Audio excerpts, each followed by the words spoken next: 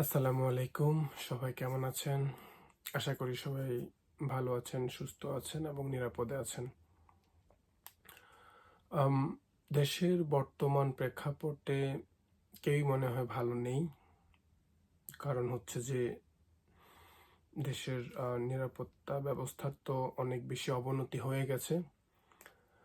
আর আমাদের মতো যারা আমরা সাধারণ মানুষ আছি, যারা প্রবাসী বলি বা সমর্থক বলি, বা যারা আমরা সৎভাবে থাকতে চাই, চলতে চাই, তারা আসলে কখনোই আমরা ভালো থাকতে পারি না। আমরা আগেও ভালো ছিলাম না, এখনো ভালো নাই, ভবিষ্যতেও মনে হয় না যে ভালো থাকতে পারবো।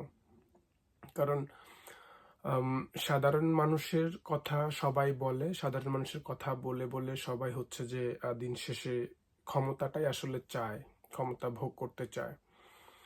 আর ক্ষমতায় যখন যেই আসি না কেন আমরা, বা যেই আসে যেই থাকে, আম, সেই হচ্ছে আমরা অতীত ভুলে যাই।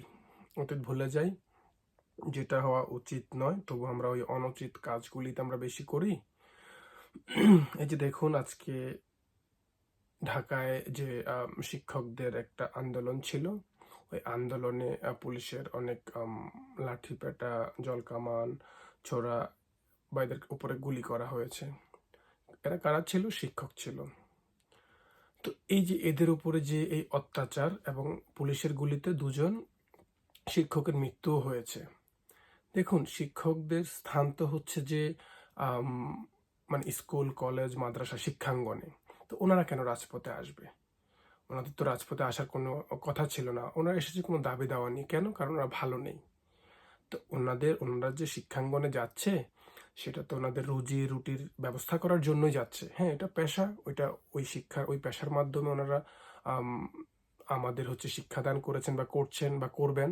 কিন্তু আলটিমেটলি তো ওনাদের রুটি রুজির ব্যবস্থা ওইখানে হয়। তো ওনাদের ওইখানে ওইটা ব্যাঘাত ঘটাতে ওনাদের হচ্ছে না দেখে ওনারা ওইখানে আসছে ওনাদের দাবি জানানোর জন্য। কিন্তু কি হলো? আক্রমণ হলো ওনাদের উপরে।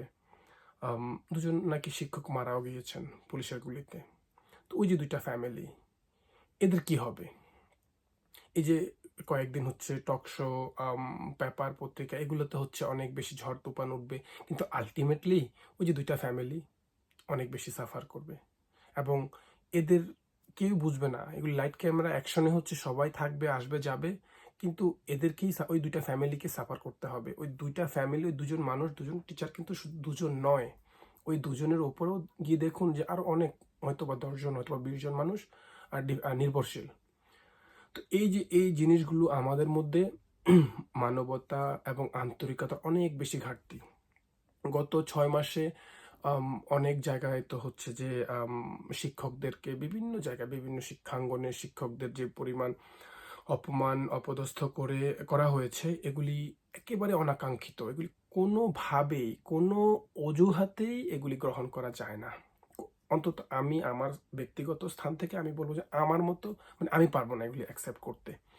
কেন? দেখুন, আম, শিক্ষক তো শিক্ষকই, তাদের ভুল ভ্রান্তি ধরার জন্য আমরা কি? আমরা ছাত্র হয়ে, ছাত্র ছাত্রী হয়ে আমরা যাচ্ছি ওদেরকে পদত্যাগ করানোর জন্য, অপমান করছি, অপদস্থ করছি। কেন ভাই? কেন?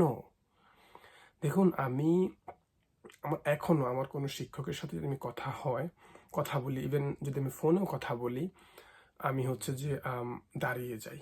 আমার শিক্ষক তো দেখছেন আমি ফোনে কথা বলছি, তবু আমি দাঁড়িয়ে যাই। মানে, আর আমাদের যখন এই যে শিক্ষকদেরকে যখন দেখি বা দেখতাম যে রাস্তা দিয়ে আসছে, ওই যে মানে 10-20 হাত দূরে মানে থাকতেই করতাম কি, যে ভয়ে নিচের দিকে তাকিয়ে থাকতাম।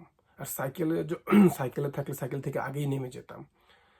এই যে নম্রতা, এই যে ভদ্রতা, এই যে মানে এই জিনিসটা দেখানো, সম্মান প্রদর্শন করা, এটা করে আমরা কিন্তু ছোট হই নাই। আমাদের শিক্ষকরা হচ্ছে যে আমাদেরকে যেমন স্নেহ করতো, শাসনও করতো, কিন্তু কিন্তু আমরা কখনো এর মানে পরিপ্রেক্ষিতে কোনো অপমান, অপদস্থ করা তো দূরের কথা, এগুলি ভাবতেও পারি না। কিন্তু এখনকার যে একটা প্রজন্ম, আমি মানে সত্যিকার অর্থে আমার কাছে মনে হয় এটা একটা অসুস্থ প্রজন্ম। এই প্রজন্মটাই হচ্ছে এক ধরনের অসুস্থ। এবং এদেরকে দিয়ে যে মানে কি হবে, এখানে দল মত নির্বিশেষে, মানে এই প্রজন্মটা হচ্ছে একেবারে অসুস্থ। এরা না হচ্ছে যে না নিজের ভালোটা বুঝতে পারতেছে, না পরিবারের ভালো মন্দ বুঝতে পারতেছে, মানে কিছুই না। এরা যে কি করছে, কি চাচ্ছে, কি করবে, এরা নিজেরাও জানে না। যাই হোক, বেশি কিছু বলবো না। আমি এই সমস্ত অপকর্মের তীব্র আম, আম, নিন্দা জানাচ্ছি এবং প্রতিবাদ জানাচ্ছি। আর আমি অনুরোধ করব, আমরা যে যেখানে আছি, যারাই আছি, আমরা আমাদের ফ্যামিলির হচ্ছে যে ফ্যামিলিতে যারা ছোট ভাই, ভাতিজা, ভাগিনা, আমাদের যারা আছে, তাদেরকে আমরা প্রকৃত পারিবারিক শিক্ষাটা দেই, এবং এটা দেওয়া উচিত। কারণ হচ্ছে যে আমাদের সন্তানরা যদি সঠিক শিক্ষা আমরা না দিতে পারি, আজকে শিক্ষকের সাথে যে বেয়াদবি করতেছে, মনে রাখবেন এটা ওইখানে শেষ না, এখান থেকে শুরু। আগামী দিন এটা আপনার সাথে হবে। তো সেজন্য সবাই আসুন, সবাই সবার সন্তানদেরকে সঠিক শিক্ষাটা আমরা প্রয়োগ করি, এবং এই সমস্ত বেয়াদবি এবং খারাপ কাজ থেকে দূরে থাকার সর্বোচ্চটুকু আমরা প্রয়োগ করবো এদের উপরে, বা করা উচিত। সবাই ভালো থাকবেন, দোয়া রাখবেন আমার জন্য, এবং দেশ এবং দশের জন্য। দেশ এবং দশের হচ্ছে যে শান্তি ফিরে আসুক, সকল অশান্তি দূর হয়ে যাক। আসসালামু আলাইকুম।